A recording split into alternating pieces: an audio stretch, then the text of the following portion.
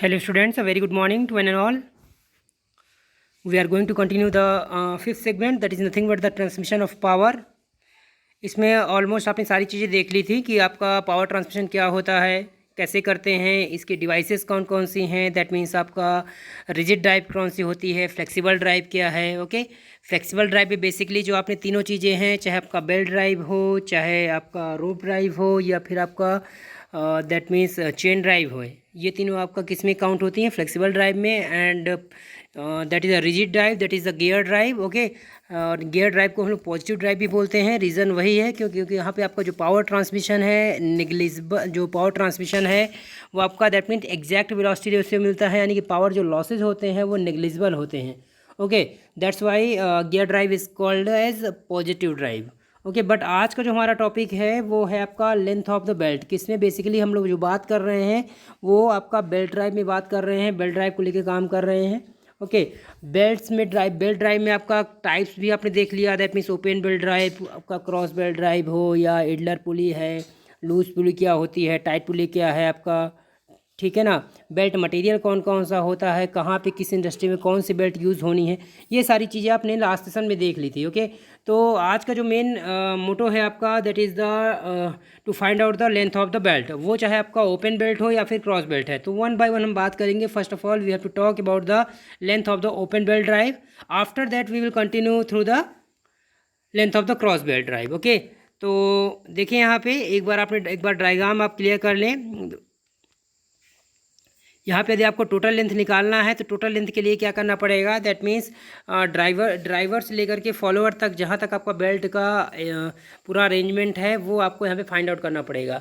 तो जो left side में आप देखेंगे यहाँ पे दो पुली दिखाई दे रही हैं। एक आपका लेफ्ट वन इज़ द आप ड्राइवर कह सकते हैं, and right one is the driven. आप इसको लेफ्ट को आपका फर्स्ट पुली कंसिडर कर सकते हैं, and right one is the second pulley. ये डिपेंड करता है, आप कुछ भी कह सकते हैं। O1 O2 क्या है आपका, दोनों ही पुली के सेंटर हैं। Okay, O1 and O2। Okay, और जबकि आपका जो रेडियस है इनके, बिगर पुली का आपका R1 हो गया, और जो स्मॉलर पुली है उसकी रेडियस R2 हो गई। सेंटर डिस्टेंस यहाँ पे L कंसीडर किया गया है। ओके, अब मैं बात करूँगा आपका रैप एंगल की। रैप एंगल क्या होता है, दैट मीन्स जहाँ तक आपका बेल्ट आपका पुली के कांटेक्ट में रहता है। तो आप देखेंगे यदि बिगर पुली की बात करूँ तो बेल्ट कहाँ से, ए से लेकर के आपका डी तक आपका यहाँ पे बेल्ट पुली के कांटेक्ट में है। तो ए टू डी बात किया जाए तो एक वर्टिकल, देखिए एंगल आपका वर्टिकल से जो ए है, वर्टिकल से जो ए पॉइंट है आपका, यहाँ पे जो एंगल बन रहा है that is the alpha. Similarly आपका डाउनवर्ड देखेंगे तो नीचे भी आपका वर्टिकल से जो आपका डी पॉइंट पे जो एंगल बन रहा है वो भी आपका है आपका एल्फा। तो यदि यहाँ से देखा जाए टोटल रैप एंगल कितना हो जाएगा, तो 180 plus alpha 2 times alpha. Okay, that means pi plus 2 alpha. Same case आपको यहाँ पे देखेंगे in case of driven pulley, that means या मैं कहूँ फॉलोअर में, यहाँ पे क्या हो रहा है, यदि रैप एंगल की बात किया जाए तो यहाँ भी देखें बी पॉइंट पे टच कर रहा है, और कहाँ तक टच कर रही है आपका, सी तक टच कर रहा है। ठीक है बेल्ट, ओके, तो बी से लेकर के आपका सी तक कांटेक्ट में है। तो यहाँ पे यदि एंगल जो आपका रैप एंगल है, यहाँ पे क्या कंसीडर किया हमने, θ2। यदि वो θ1 है, ये क्या है आपका θ2 है। ठीक है, तो यदि ये θ2 की बात किया जाए कितना होगा, तो यहाँ पे यदि वहाँ पे क्या हो रहा था, 180 में 2 अल्फा ऐड हो रहा था, यहाँ पे क्या करना पड़ेगा, 180 में 2 अल्फा आपका माइनस होगा। यदि मैं रैप एंगल की बात करूँ तो θ2 क्या हो जाएगा, पाई माइनस 2 अल्फा हो जाएगा।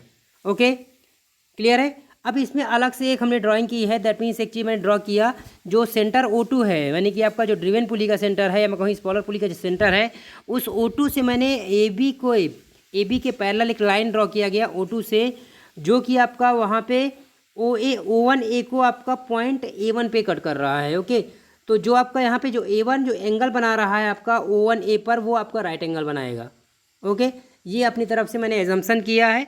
अब इसके बिहाफ में क्या होगा, हम एनालिसिस करेंगे, क्योंकि आपको यदि राइट एंगल मिल गया, राइट एंगल ट्रायंगल बन गया, तो कई सारी चीज़ें सीन में आ सकती हैं। दैट मीन्स पाइथागोरस आप यूज़ कर सकते हैं, कोई भी ट्रिग्नोमेट्रिक फंक्शन आप यूज़ कर सकते हैं। ओके, तो अब देखें आप यहाँ पे नेक्स्ट आगे चलते हैं। आपका यहाँ पे थोड़ा सा लैंग्वेज आप देखें, मेरे ख्याल से क्लियर हो। यदि आपको डायग्राम क्लियर है तो लैंग्वेज क्लियर हो जाएगा। Let us consider an open belt drive where O1 and O2 are the centres, and R1 and R2 are the radii of pulleys 1 and 2 respectively. मैंने बोला था आपको 2 पुलीज लिया हमने कंसीडर किया, जिसको नाम दिया 1 एंड 2।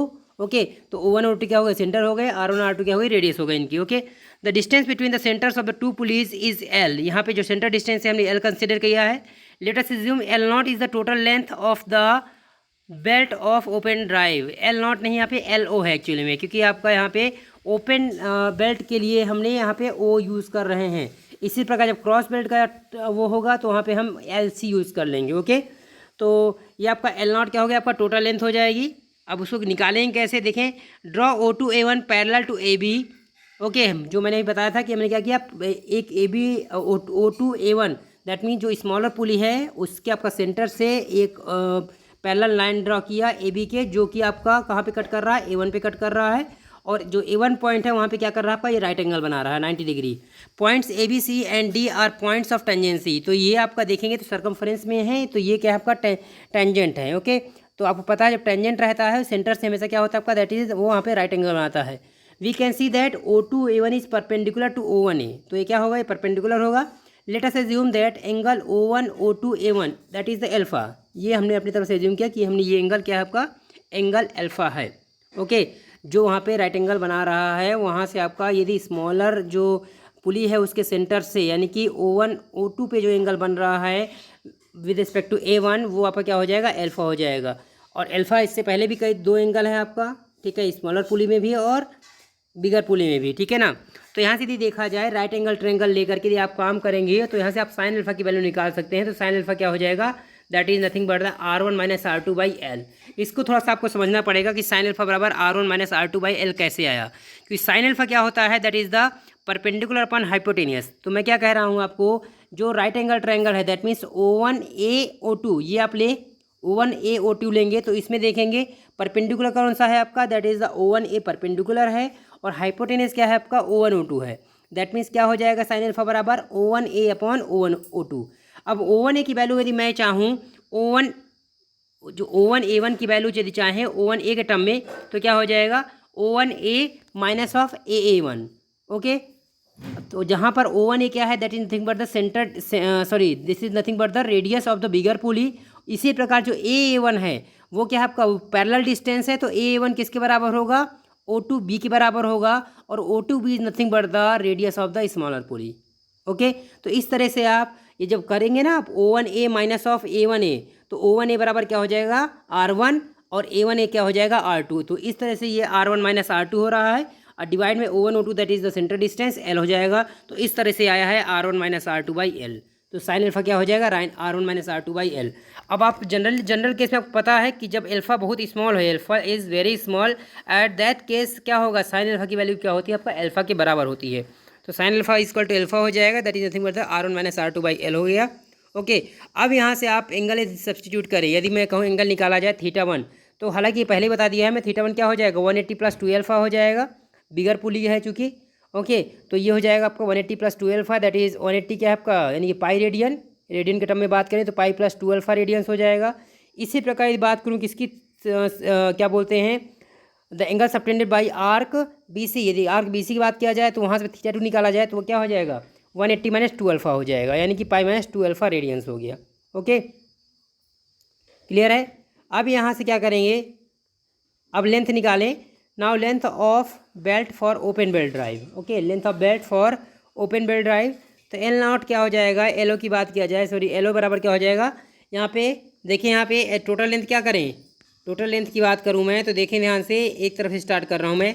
आर्क AD मैंने लिया, arc AD plus line DC plus arc CB plus line BA। Okay, इन चारों को आपका यदि सम कर दिया जाए तो आपको निकल जाएगा that is the total length. ठीक है, तो फर्स्ट ऑफ ऑल हम आर्क जो है that means arc AD and arc BC, उनकी यदि बात की जाए तो देखिए यहाँ पे, चलें देखिए क्या हो जाएगा, यहाँ पे वही टोटल लेंथ दिखाया गया है, arc AD plus arc BC plus free length AB plus free length CD। Okay, तो एल नॉट इक्वल टू क्या हो जाएगा, अब आर्क इक्वल टू आपको पता है क्या होता है, एंगल इंटू रेडियस। ठीक है, तो आर्क जो AD है वो बिगर पुली में एंगल कितना है, कितना एंगल सबटेंड कर रहा है θ1, तो रेडियस कितना है R1, तो θ1 R1 हो गया, आर्क BC क्या हो जाएगा θ2 R2 हो गया। फ्री लेंथ AB देखें, अब जितना AB है उतना ही CD है, तो AB इक्वल टू चाहे CD पुट कर दें चाहे CD equal to AB put कर दें, तो इसलिए आपका ये 2 टाइम्स ऑफ AB आ गया। ओके, अब जब AB की वैल्यू यदि आप राइट एंगल ट्रायंगल लेकर के निकालेंगे तो AB जो आएगा that is the L cos alpha के बराबर होगा। आप फिर से एक बार चेक कर सकते हैं कि cos अल्फा क्या होता है, बेस अपॉन हाइपोटेनियस होता है, तो वहाँ से बेस क्या है आपका, वो आपका AB ही है, तो ए बी इक्वल टू क्या आ जाएगा, एल कॉस एल्फा आ जाएगा। ओके, क्लियर है। तो यहाँ से एल नॉट आ गया। अब ये क्यों एक्चुअली जो वैल्यू है आपका, ये एग्जैक्ट लेंथ है आपका बेल्ट की for open belt drive. But हमें जो अपना आंसर चाहिए वो खाली आपका लेंथ के टर्म में चाहिए, वहाँ पे कोई एंगल आपका नहीं आना चाहिए, यानी कि एल्फ़ा हमें नीड नहीं है। जो आपका आ रहा है ना आपका टू एल कॉस अल्फ़ा है, तो केवल R1 R2 और क्या बोलते हैं एल सेंटर डिस्टेंस के टर्म में हमें चाहिए आंसर। तो उसके लिए क्या करना पड़ेगा, हमें अप्रॉक्सीमेशन लेना पड़ेगा।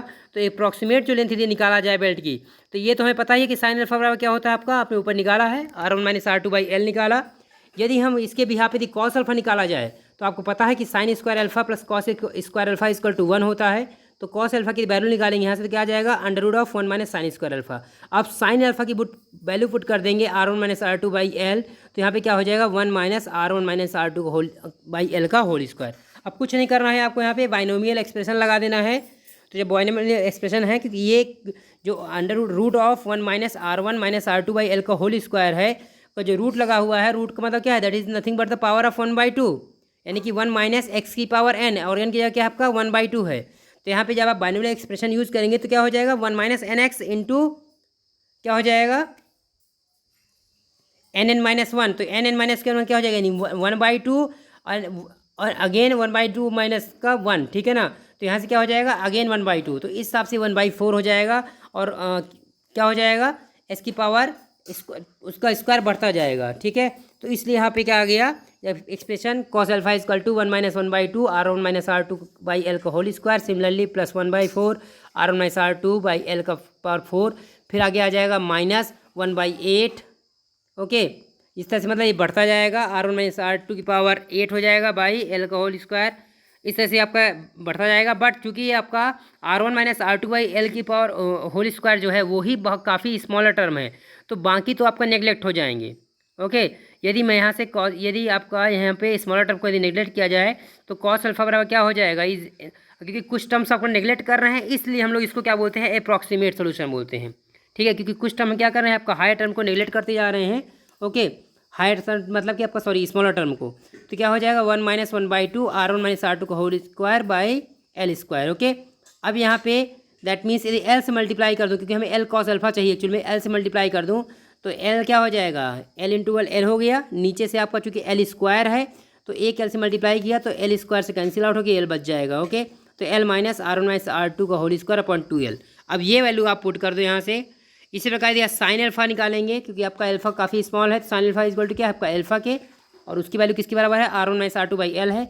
ये सारी वैल्यू आप पुट कर देंगे यहाँ पे, तो क्या हो जाएगा बाकी सब कुछ तो वैसे ही है, पाई R1 प्लस R2 प्लस 2।